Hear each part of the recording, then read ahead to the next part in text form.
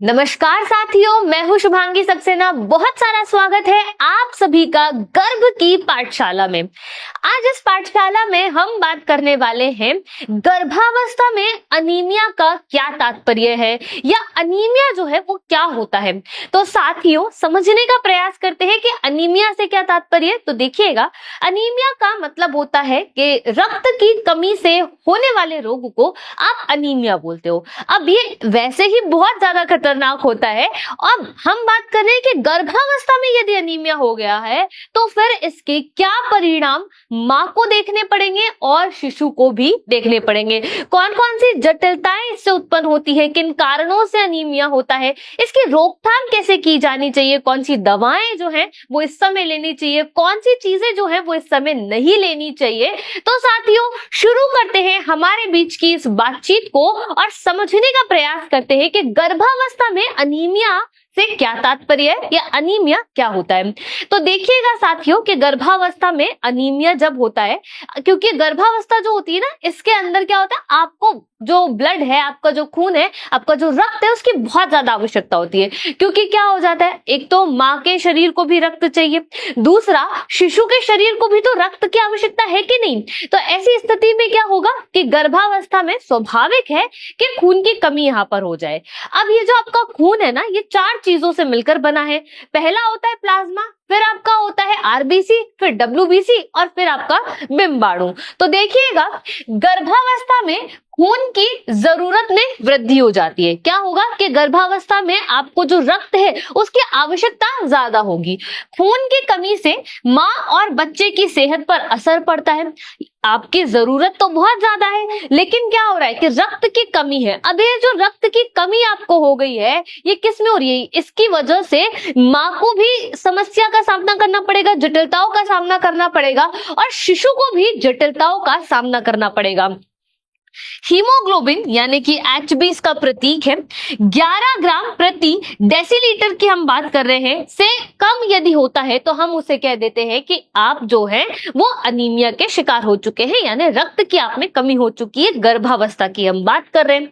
देखिएगा, हीमोग्लोबिन क्या होता है, आपकी जो आरबीसी होती है ना, ये लाल कलर की होती है, तभी तो इसका नाम क्या है, लाल रक्त कणिकाएं। अब ये जो लाल रंग है ना, ये किस वजह से है। हीमोग्लोबिन एक वर्णक है, एक पिगमेंट है जो कि क्या करता है, लाल रंग प्रदान करता है। इसलिए ये जो आपकी आरबीसी है ना, ये कैसी है, ये रेड कलर की होती है। तो ये जो हीमोग्लोबिन है, यदि ये 11 ग्राम प्रति, इस डंडे का मतलब होता है प्रति, डीएल का मतलब क्या है, डेसीलीटर की हम यहाँ बात कर रहे हैं। तो हीमोग्लोबिन जो है वो 11 ग्राम प्रति डेसीलीटर से यदि कम हुआ तो हम उन्हें क्या कहेंगे, हम उन्हें कहेंगे कि आप अनीमिया के शिकार हो चुके हैं।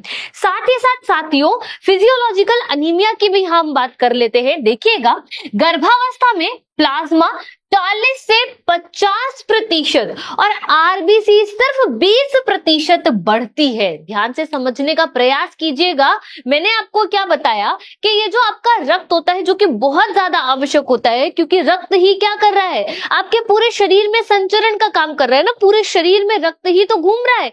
अब रक्त के माध्यम से बाकी सारी चीजें भी आपके शरीर में घूम रही हैं, जिसमें पोषक तत्व हो गए हैं, जिसमें आपकी ऑक्सीजन हो गई है और अन्य आवश्यक तत्व जो आपके शरीर के लिए बहुत ज्यादा आवश्यक है, वो रक्त के माध्यम से ही आपके शरीर के प्रत्येक भाग तक पहुंचाए जाते हैं। तो रक्त तो बहुत ज्यादा महत्वपूर्ण चीज हो गई है हमारे शरीर के लिए। अब अगर हम इस रक्त की बात करें तो इस रक्त में कितनी चीजें हैं। इस रक्त में हमारे पास सबसे पहले आता है प्लाज्मा, जो कि कैसा होता है, एक तरल पदार्थ होता है।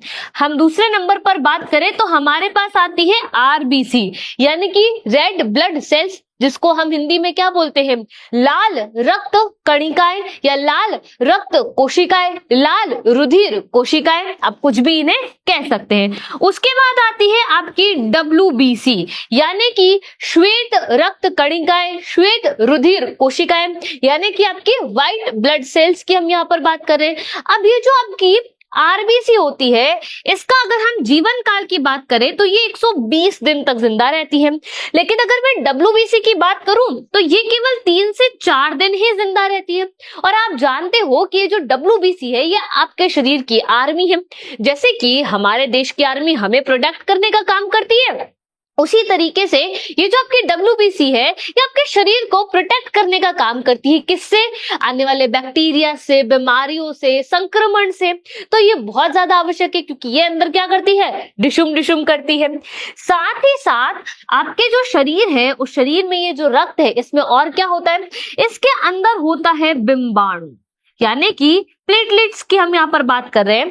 तो ये चार चीजें आपके रक्त में मौजूद होती हैं, जिसमें ये जो प्लाज्मा है ये तरल पदार्थ होता है। अगर हम प्लाज्मा की बात करें तो ये कैसा पदार्थ है? ये आपका तरल पदार्थ है।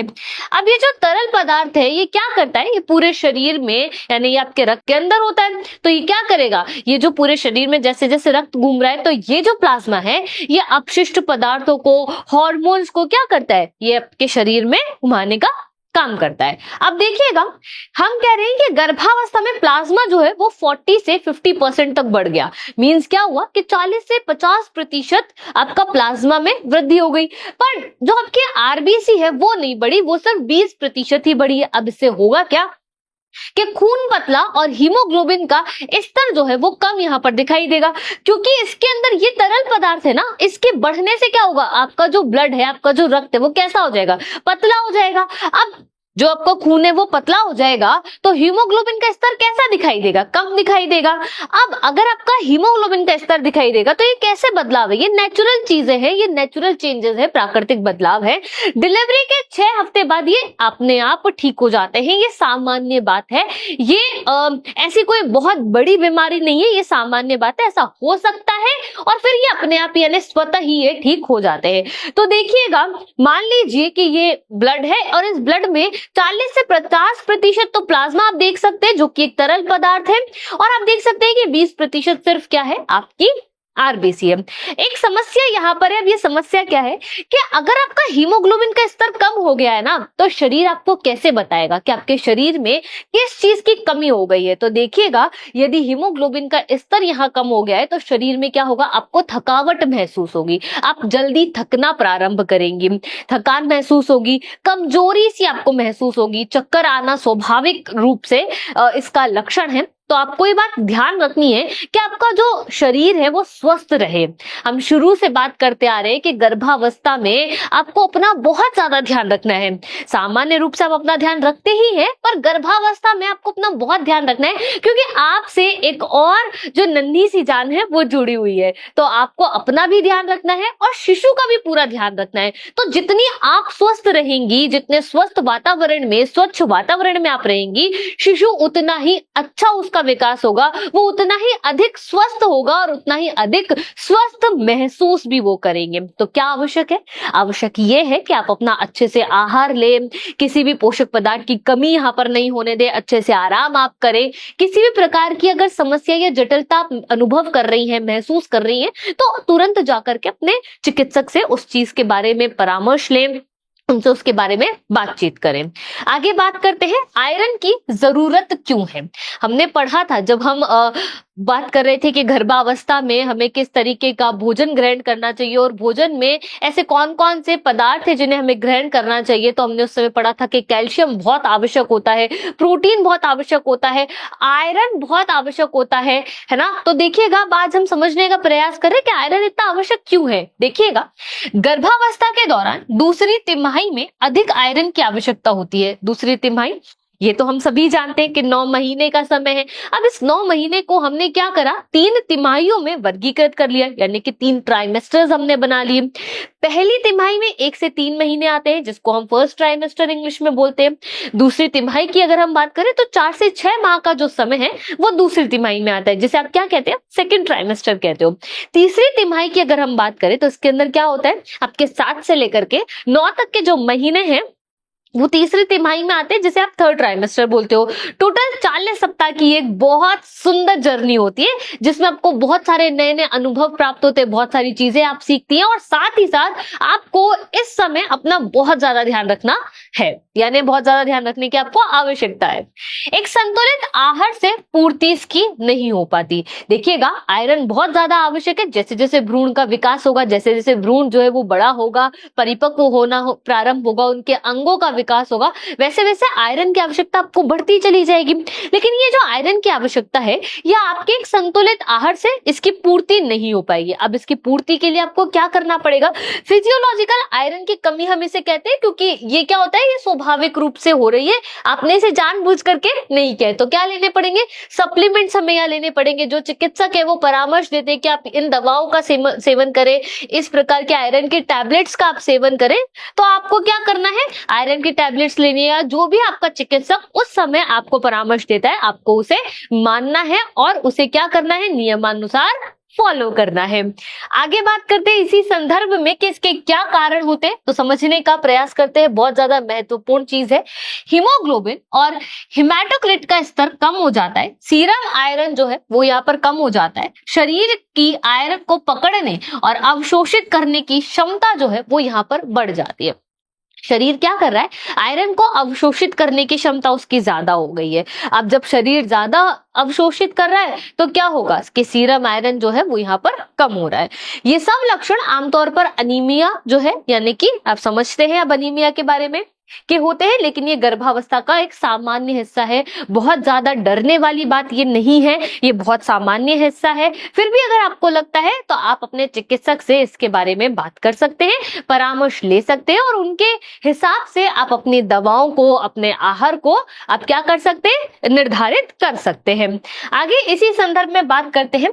गर्भवती महिला और उसके बच्चे दोनों को ऑक्सीजन देने के लिए ज्यादा लाल रक्त कोशिकाओं की जरूरत होती है, क्योंकि लाल रक्त कोशिकाएं क्या करती है? ऑक्सीजन जो है उनका वहन करती है, आपके पूरे शरीर में ऑक्सीजन को लेकर के जाती है। शरीर को आयरन, फॉलिक एसिड और अच्छी खुराक और ज्यादा जरूरी होती है। ये सारी चीजें गर्भावस्था के दौरान क्या होगी? शरीर को ज्यादा मात्रा में चाहिए होगी। कारण आप जानते ही हैं, क्योंकि शरीर क्या कर रहा है? एक दूसरे शरीर का निर्माण यहाँ कर रहा है, एक भ्रूण का विकास यहाँ पर कर रहा है। लाल रक्त कोशिकाओं का बनना, इनके बारे में समझने का प्रयास करते हैं। हमने समझा था कि हमारा जो ब्लड है वो 4 चीजों से मिलकर बना है, उसमें हम बात कर रहे हैं आपके रेड ब्लड सेल्स के बारे में, या फिर आप यूं कहिए कि हम बात कर रहे हैं आरबीसी के बारे में। ऑक्सीजन ले जाने वाली कोशिकाएं क्या होती है? आपकी लाल रंग की होती है। आप क्या बोलते हो इन्हें? लाल रक्त कोशिकाएं आप कहते हो। ये कहाँ बनती है? ये आपके बोन मैरो में बनती है। कहाँ बनती है? ये आपके बोन मैरो में। इनका जीवन काल कितना होता है? सिर्फ 120 दिन का इनका जीवन काल होता है। बहुत इंपॉर्टेंट ये होती है। चकती नुमा इनकी संरचना होती है। ये आपको कैसे दिखाई देंगी? चकती नुमा दिखाई देंगे। अगर मैं बनाने का प्रयास करूं तो कुछ ये इस तरीके के आपको दिखाई देंगी, जो कि लाल रंग की होती है। आगे बात करते हैं कि लाल रक्त कोशिकाएं कितने चरणों में बनती है। तो लाल रक्त कोशिकाएं 4 चरणों में बनती हैं। पहला जो चरण होता है, जिसे हम शुरुआती कोशिका कहते हैं, वो होता है आपका प्रोनॉर्मोब्लास्ट, फिर होता है नॉर्मोब्लास्ट, फिर होता है रेटिकुलोसाइट, फिर होता है एरिथोसाइट, यानी कि पक्की लाल रक्त कोशिकाएं। इन चरणों के माध्यम से लाल रक्त कोशिकाओं का निर्माण किया जाता है। आगे हम बात करते हैं लाल रक्त कोशिकाएं बनने के लिए चाहिए क्या क्या चीजें हमें चाहिए, जिसकी मदद से हम लाल रक्त कोशिकाओं का निर्माण कर सकते हैं। हमें आयरन चाहिए, फॉलिक एसिड और विटामिन B12 चाहिए, प्रोटीन चाहिए, अच्छी खुराक हमें चाहिए, साथ ही साथ कुछ जरूरी हार्मोन्स होते हैं वो हमें आवश्यक होते हैं, जिनकी मदद से हम क्या कर सकते हैं? हम हमारी आरबीसी को बना सकते हैं। आरबीसी कहाँ बनेगी? आरबीसी हमारे बोन मैरो में बनाई जाती है। तो साथियों, आज के इस सेशन में हमने समझने का प्रयास किया अनीमिया क्या होता है, हमारा जो रक्त है वो किन चीजों से मिलकर के बना है, प्लाज्मा क्या होता है, आरबीसी क्या होती है। साथियों, मेरे साथ इस सेशन में बने रहने के लिए, जुड़े रहने के लिए आप सभी का बहुत बहुत धन्यवाद। हम मिलेंगे आपसे इसके अगले सेशन में और समझने का प्रयास करेंगे कि गर्भावस्था में अनीमिया किन कारणों की वजह से होता है, किस तरीके से इसकी रोकथाम की जानी चाहिए, कोई जांच अगर है तो वो किस तरीके की जांच होती है, कोई सप्लीमेंट्स अगर हमें लेने हैं तो हम उन सप्लीमेंट्स को किस तरीके से ग्रहण कर सकते हैं, चिकित्सक से हमें परामर्श लेना है तो कैसे परामर्श लेंगे। मिलते हैं आपसे अगले सेशन में, तब तक के लिए धन्यवाद।